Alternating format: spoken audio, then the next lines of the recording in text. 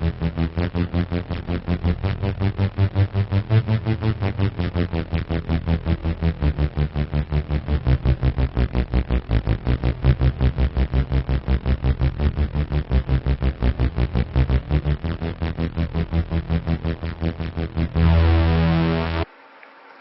and welcome to The Mirror. My name is Rick Novy and this is episode number 6. My special guest today is a writer named David Boop. He writes all kinds of different types of fiction, including science fiction and fantasy. So this is the second of 4 interviews that I recorded down at WesterCon in Tempe, Arizona over the 4th of July weekend, and I hope you enjoy it. Here's David. Hello, and I'm coming to you from Tempe, Arizona at the site of WesterCon 2009. My special guest today is David Boop, and he is a science fiction writer, and among other, you also do mystery, don't you? Do mystery, I do fantasy, I do children's. So a very well-diversified and well-rounded writer who doesn't necessarily have the name recognition, and so hopefully you enjoy this interview with him. Welcome, David. Thank you for appearing on The Mirror with me. Well, thank you very much for having me. I appreciate it. You took 3rd place in the Opus Imagico, I don't even know how to say that. Imagico Writers Contest, judged by local, to me anyway, New York Times bestselling author Michael A. Stackpole. Can you talk a little bit about the contest and how winning that contest helped your writing career? Absolutely. The contest was put on by a local convention called Opus, which is still kind of around. It's moving into more of an every other year sort of thing. Unfortunately, they've stopped the contest, but in its early days, what their goal was to do a writer's contest and then collect the winning submissions as well as artwork and so forth from the entire convention and put it into a journal. And their ultimate goal was down the road to have a magazine that would promote the convention and what's going on in it every year. That did not happen.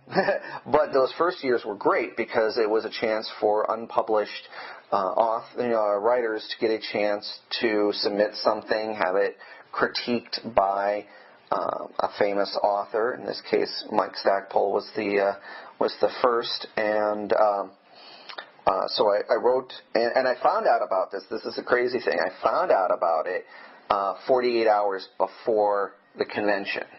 So I had 48 hours to whip up a story, and I wrote a story. We had just had this incredible blizzard in Colorado that shut the city down for like 5 days. And I was starting to think, what are some causes for that? Not real causes, but something that might be more of a fantasy-based or science fiction-based. And I came up with this idea that of a world, of an Earth that had not ever developed technology, but instead was very Renaissance and still had dragons and wizards and so forth. But it was our town. It was Denver. And I whipped up this story about the whole reason that there was this blizzard was because the dragons were upset because there was an evil wizard and all this, and I integrated it within the environment of the city and so forth, and was really surprised it did as well as it did. But it was my first short fiction to get published, and it really gave me the push I needed to write the next story, because had it not done me well, I don't know that I necessarily would have picked up the next story. Okay, you had a novel come out this past year from Flying Pen Press. Mm-hmm. She Murdered Me with Science, if I can actually speak this morning. Can you tell us a little bit about this novel? And I think you have a copy of it here. Absolutely. And tell us how the novel came about and how the story came together for you. Science. Sorry. For those of you 80s files there up there. The novel, what happened was after the Imagico contest, I continued writing short fiction and really focused on that for a while, because I had tried writing a couple of novels before that, and they were bad. I knew they were bad then, and I still know they're bad now. But I didn't have a a group of people to give me any sort of feedback on my writing other than, the friends and family who say, oh, that's precious. So what I did, what had happened was Mike suggested at the end of the contest that I and the other winners form a writers group. So we did. We formed a writers group, kept working on short fiction, kept improving each other. Some of us had strengths, the other ones had weaknesses, and we just kept going back and forth. And over a period of time, we started getting things published. My first short story published in a magazine was in Tales of the Talisman magazine, which was great exposure and a lot of... And in fact, we have the editor of Tales of the Talisman appearing next time on Novy Mirror. Absolutely. David Lee Summers, great guy. So he's actually working sound for us right now. So. If I didn't give the plug, he would get up and he would hurt me. So I kept getting publications in other magazines as well, and it was time. It was finally time to sit down and try a novel again. So I got this idea about, honestly, the idea came from a dream. A lot of my novel ideas come from dreams. I'm jealous of you guys that can remember them. Sometimes I get the whole thing, or sometimes I just get little snippets. In this case, it started out with a guy running down an alley, being chased by something, he doesn't know what, busts into a crowd of people. It's kind of raining, and there's a crowd of people all partying, an Oktoberfest type of thing. And he thinks he's escaped whatever it is chasing him, and all of a sudden his head explodes. And I wake up and I go, what the heck was that? And immediately I wanted to know who this guy was and what had killed him and why. And I knew I didn't have the answers for that, so I had to create somebody, a detective, that could. I knew it was going to have something to do with science fiction, so I created a scientist detective, but it was very retro. I didn't want to set it in modern times, so I went back to the 50s. Really, I'm a huge fan of pulp novels, the Sam Spades, the Mike Hammers, so forth. I decided it was time that I went back and wrote in that style. I would go back and try to capture that same feel, but throw in the science fiction elements, and so that's why people classify this as a sci-fi noir.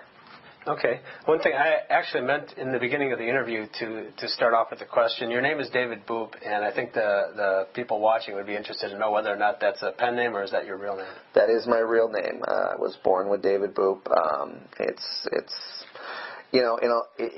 In a lot of ways, it was a hard name to grow up with because you get a lot of the jokes all throughout, and sometimes they hurt. When you're a kid and you have a weird name and you're trying to be like everybody else, and if you have anything about you that sticks out, people take advantage of that. Kids are merciless that way.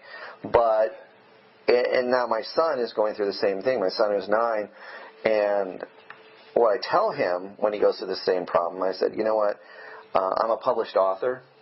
I'm working on eventually becoming a best-selling author. That's my, hopefully a goal, that my work, my visions of a world, I put down on paper. I want to eventually get to the most amount of people I can get to. I said, son, when they kid you about the Betty Boop thing, you just look at them and say, you know what, we're taking it back. My dad is a published author, and his last name's Boop, and there'll be another famous Boop someday. That's a really good and healthy way to look at it. Mm-hmm. You have a degree in broadcasting and commercial production and another one in electronics, if I'm not mistaken. Mm-hmm. Could you tell us about why you decided to get those degrees and how that education has colored your fiction? Well, I like to eat. And so I got a degree to eventually get a job. The first degree came about because, and this has a lot to do with my writing, I was undiagnosed ADD as a teenager. I did not know I had ADD, and I had a lot of problems with writing early on. This is why it took me until my 30s before I really launched a writing career. I was loved creating stories, crafting stories from a very early age. I got A's in all my English classes and so forth. My teachers always commended me on my creativity, but I had a hard time with the writing process, especially when it comes to revision. Revision just killed me because, you're my age. Back then, we didn't have word processors. If you made a mistake on a page or you needed to change the direction of a story, you had to retype the whole story, or retype the page, and I couldn't do that. It was like an irrational fear. You just can't. It's hard to get over it. So commercial production allowed me, especially commercial writing and so forth, allowed me the chance to write and be creative, but I only had to do it in 30 seconds or 60 seconds. So it was nice and short, and it was easy, and allowed me to have some sort of creative outlet. So I did that for a few years. I also was a DJ. I did a lot of online work, mobile DJ, nightclub DJ. Basically, did a lot of different things, and the industry was changing. I didn't like working in commercials anymore. I didn't like working in radio anymore. In fact, actually, I stopped here in Arizona. I was working at a radio station in northern Arizona, and just decided it wasn't for me. So I'd always had an affinity with technology, so I decided to go back to school. I went back to Colorado, where my folks were living part of the time. They were living part here, part there. Went back to Colorado. I got a degree in electronics because I thought I'd have an affinity for that. And I did. I did really good in school. But again, the ADD, still not diagnosed at this point. I couldn't retain the information, the color codes on capacitors and diodes and numbers and all the stuff like that. When I was working in it, it was great. But I would have to have referencing all sorts of books. And so in an interview, if a guy asks you, okay, well, in a such and such model, if a capacitor blows, and, what would you do? And you can't go, well, can I consult my notes? I don't remember, but I know how to do it if you put it down in front of me. And that was tough, and I didn't get the jobs, the better jobs, and so forth. So I got out of that. I went back into retail. I worked retail for a while, stumbled into journalism for a while, and a lot of other things. And now that I know that writing is really what I'm supposed to be doing, where my passion is, I'm actually back in school again for the third degree, doing a English degree. So improving my skills as a writer. Okay. You were adopted by non-denominational Christian ministers.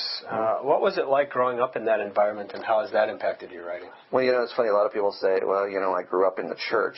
I literally grew up in the church. And being a PK, which doesn't mean I have psychic powers. It means I'm a preacher's kid. Growing up as a preacher's kid, we had a church attached to our house, so we'd play hide and seek in the pews, and and there was, it was a different way of growing up. There was a lot of I don't want to say guilt or anything like that, because my parents never guilted me into, God's going to damn you if you do anything. But there was always this presence of knowing that God was there in your life. That's the first time that word's been used on my podcast. What's that? So that you know. God? Yeah, no. Well, yeah, that too. So, so there was always this presence of things. So you tried to be better than you knew you were. But that doesn't mean that you're not still flawable and make mistakes. And my parents were the greatest. Being non-denominational was great because there was none of the hellfire and brimstone stuff or the confessionals and stuff like that.